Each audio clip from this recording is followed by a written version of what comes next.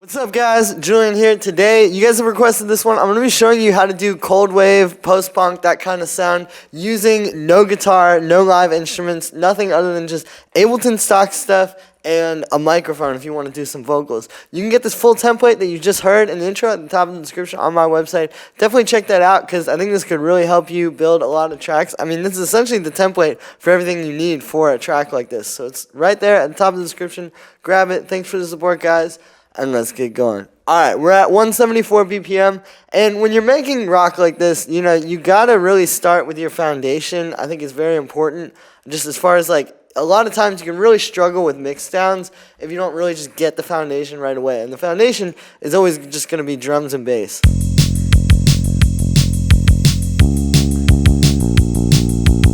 Right? Everything else sits on top of that working really well. So starting here with the drums, we got our kick and snare from the 505. This is actually an Ableton drum rack. It's this 505 classic kit.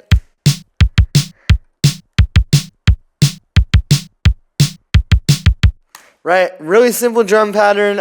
These drum machines are used a lot in this type of stuff, especially like, you know, 505, 707, Lindrum, drum tracks, you know, those kind of like very snappy, almost like live sounding, you know, sort of things. Like the kind of drum machines that Prince was using are basically like what you want here, right? So we got this one. I've got the kick and snare in that. No processing outside of it. It's really just leveling, like with this genre. I mean, you can do a lot, and maybe I can make a video more on doing like more of that Molkat Doma style stuff, right? Where it's very, very processed. But really, just letting that kick and snare shine and just leveling it is all you want. And then same deal here. I just got a ride. I took this out of the... This is actually inside of like your Ableton default packs because I wanted a live ride. I didn't want it to be like a drum machine like this. So I just got this on its own. It kind of works having, even though it's live, it's like a nice contrast where it's live, yes, but it's still very obviously a sample because it's just da-da-da-da-da. And that very mechanical feel really suits this style well. Like that's one thing about this post-punk or like cold wave stuff is like using a computer to do it, especially like with the drums, it honestly does work really well. Because you can hear, like, just that mechanical, like, you know, it goes with the emotion in the song really well. And I think that's something important to talk about here, too, is, like, you know, when you're choosing this stuff, like, am I going to use an acoustic ride? Am I going to use acoustic drums? Am I going to use electronic drums? You really just want to choose based on, like, what kind of emotion your track is trying to sell or trying to sort of convey and, like, what you want the listener to feel or, like, what you were experiencing that you want them to feel, right? And then just think about, like, what element can kind of do that the best, right? It's not just about, like, oh, we're using drum machines or whatever. It's about what is the emotion that we're trying to do here. And then everything else is second to that. Then we got our bass line.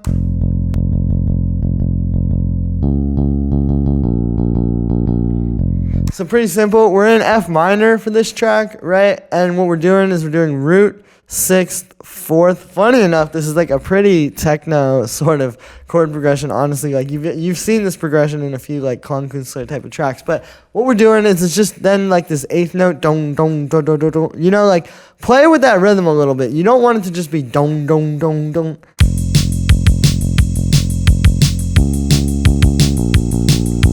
Like, even though it's not 16th note, you know, dance, house, techno groove, it is still a groove between that kick and snare and then the bass. You can hear it. It's an 8th note groove where it's like, dong, da, dong, da, dong, that kind of thing, you know? But there's a lot more happening there than just da, da, da, da, da, da, da, da, da. And yes, there are quite a few, you know, post-punk tracks where it's literally just like... But I find it has a little bit more magic to it. And that's also a matter of like serving the emotion. You know, whatever you're trying to say in your vocals is gonna hit a lot more when you got this groove under it that's kind of like living and breathing really well. You know, it's like you get the people to dance and then they can like feel what you're trying to say. Now, for the sound on this one, it is just this electric bass open from Ableton, right? You got that built in with Ableton. Just some live bass samples, pretty much. Then we have our first guitar.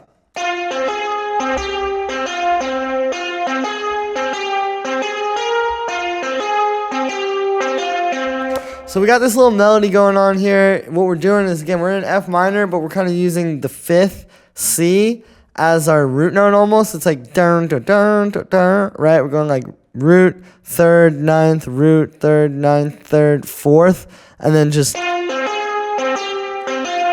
bouncing off of that 5th down there. And then for the sound on this one, it's a few different things. So I'll just show you what it sounds like just straight out of the synth.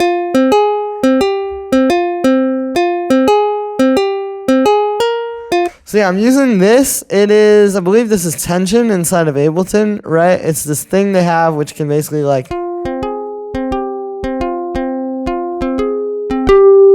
You can basically create guitar sounds, right? It's like meant to create string sounds. So that's what we got here. It's got all of these settings. And you can honestly grab this sound in your sidebar too. It's just the guitar. It's one of these, and then it's just kind of what I'm doing with it more so.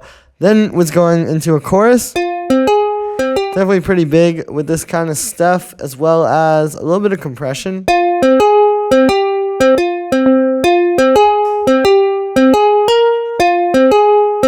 That pedal, which is on, but it's not really doing anything. I've got this amp. Some more chorus. And then the cabinet. Right, so doing this amp simulation is a really great way to make these kind of guitars sound a bit more live. Then we got some hybrid reverb.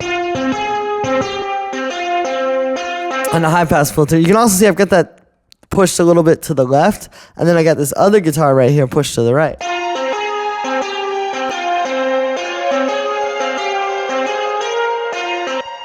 Right, so you're kind of getting like those two talking to each other. For this one, it's going, so this is using a lot of those same voices. It's the 4th, the 3rd, the 9th, the root, and the 5th. The only one I added here is the 6th. Right, which kind of goes, you can hear it adds like a bit of tension into the melody. But what's interesting is that that's actually the chord that's being played there. Right, so it's like it has tension with the other guitar. Because the other guitar is playing like F and C and like notes that would interact with that. But then it works really well musically still because it's hitting, it's just the same chord that that bass is playing anyway. So yeah, then as far as the sound on this one, it's kind of similar to the last one. It's basically that same patch. Chorus, compressor, a bit of amp with the chorus in between the amp and the cabinet again. And then a bunch of reverb. This one is like super wet. This is meant to be a bit more washed out, like slow dive, shoegazy kind of stuff. I've got a high pass after too, very essential.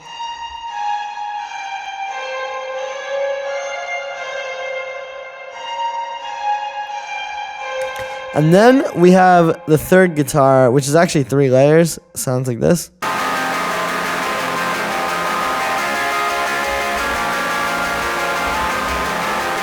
333 angel number. So what we got going on here is this is playing these, it's the same chords that the bass was playing.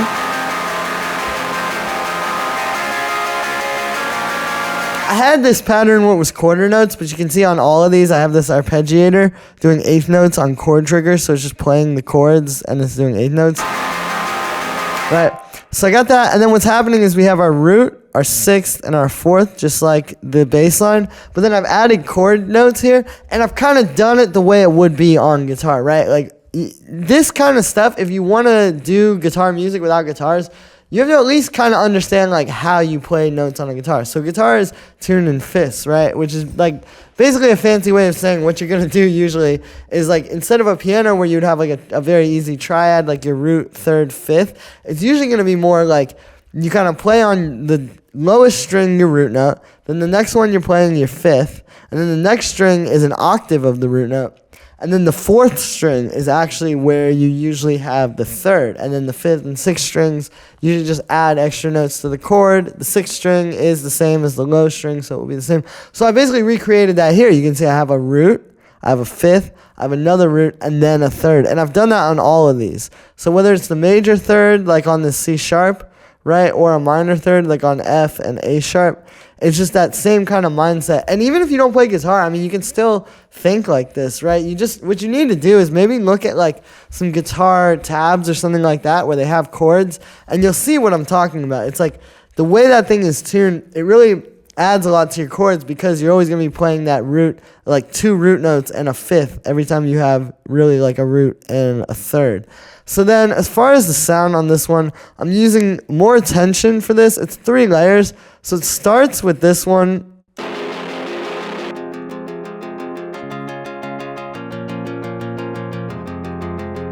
Right, I have this, and then I have it going through this amp, which is a bit darker, and then we're high passing it. Plus I got this one.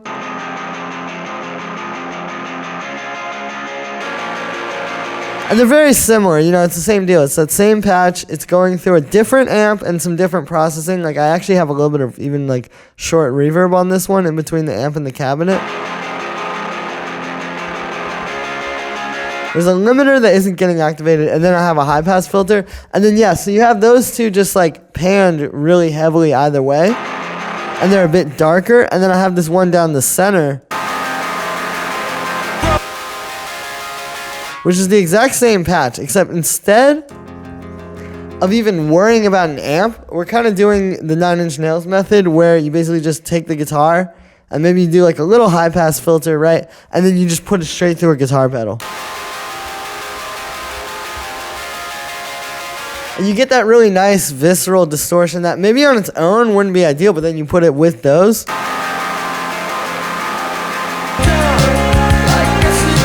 And it makes something really full and heavy that's going to fit, right? And also, again, going back to like emotional sort of resonance and just doing all that, this is like, okay, this is a very tense kind of song, right? It's like, so having that really visceral guitar,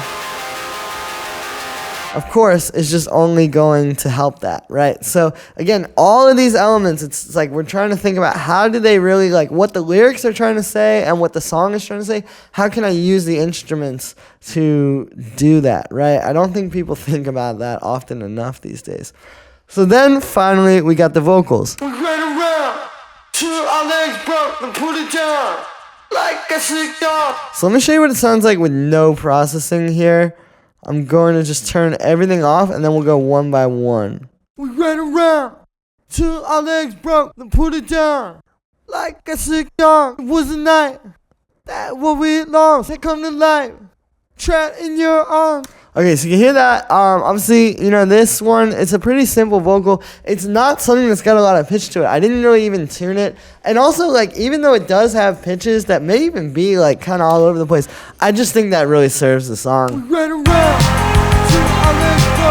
Right, so the first thing here is I think you want to see, I'm moving these vocals quite a bit. I mean, I think any vocals that you do in 2024 in general, this is how you're going to have to do it, unless you're making, like, some very, very, like, not on the grid music. But when you're working with grids like this, and if you're going to do Ableton rock and you're just going to accept like, okay, this ain't 60s, 50s rock and roll anymore, you know, things are going to be quantized, things are going to be on the grid. It's fine. People like that nowadays. It's not, you're not losing emotion. There's still plenty of emotion there.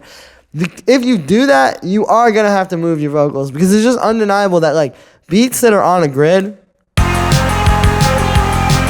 and then like singing live, you know, we ran around till our legs broke, you know, like it really helps to be able to get those little syllables like that one right there just perfectly on the grid. And I think that's very important and it's something you shouldn't be afraid to do. It doesn't make you a bad vocalist. It's just like we are making music in this weird environment where there is like very, very tight grids, you know? It's not analog anymore. And I would also say too, just about any computer you have, even like, you know, I have a pretty heavy M1 Pro MacBook here. You're still going to get some latency when you record vocals. There's just no way around it. Like, I don't know. They haven't figured it out yet. Analog, you don't get latency. Digital, there's still always going to be some, even if it's not like the most noticeable, or even if it's not like that much, the tiniest bit. I mean, if you want to really document a performance. So all this goes to say, yeah, moving your vocals, I think, is very important. I think if you want to make these things hit, just do it. Don't think it's like losing emotion or anything. You're making it fit with the format that we have nowadays. All right, so the vocal processing. So we start here. I have a little bit of a gate. We ran around till our legs broke, which gets rid of some of that room reverb. Then I have an EQ. We ran around. Right, starting to cut out some mud and also just focus the vocal, give it a little boost here, and then cut a little bit of highs that might be like we ran around too much. We have this vocal control. We ran around. Here's without it. We ran around. With. We ran around till our legs broke, then put it down. Very subtle, but it gives it some like oomph, you know? And all of these are like very subtle little things that add up.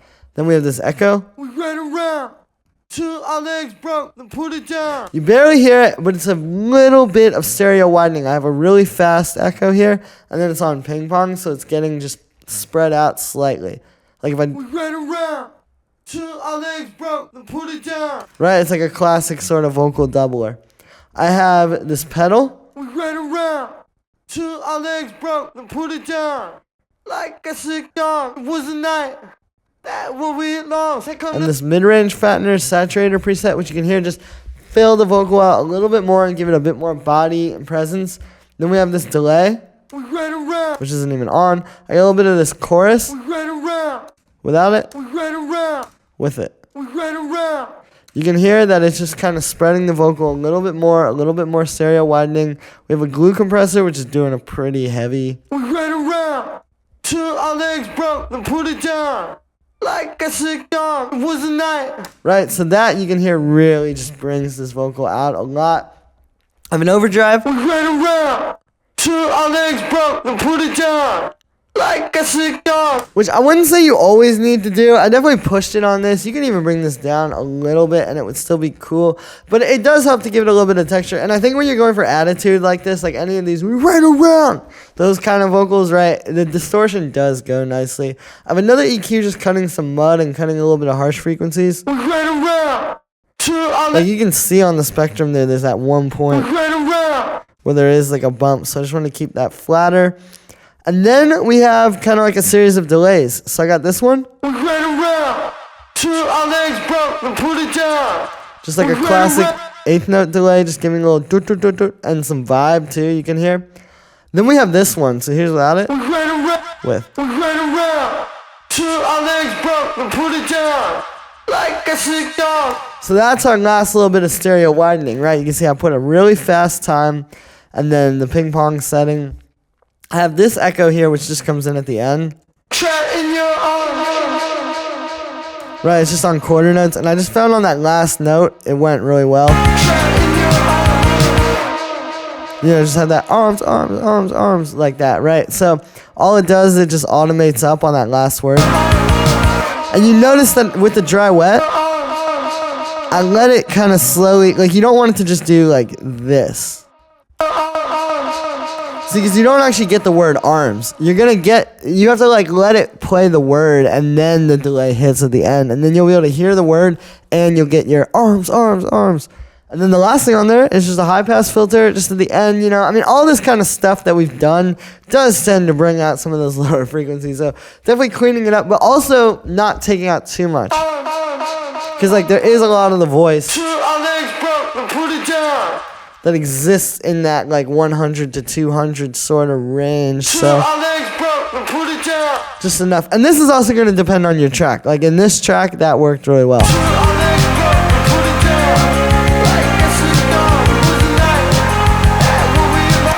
And yeah, so that is how to make post-punk cold wave type music with just your laptop. No guitar required, no gear other than like the most basic microphone you can find. Seriously, thank you so much for the support, guys. I really appreciate it. You guys have been enjoying these videos a lot lately. Make sure to like this video as well as subscribe. Let me know if you want to see more of these rock videos as well. I'm definitely hyped to be working on these right now. I love this stuff, and this is definitely, yeah, where my heart is. Link at the top of the description for the template. Definitely make sure to grab that so you can keep making some tracks like this yourself. Thanks for the support, guys. I can't wait to hear what you make with it, and I'll see you tomorrow with another video.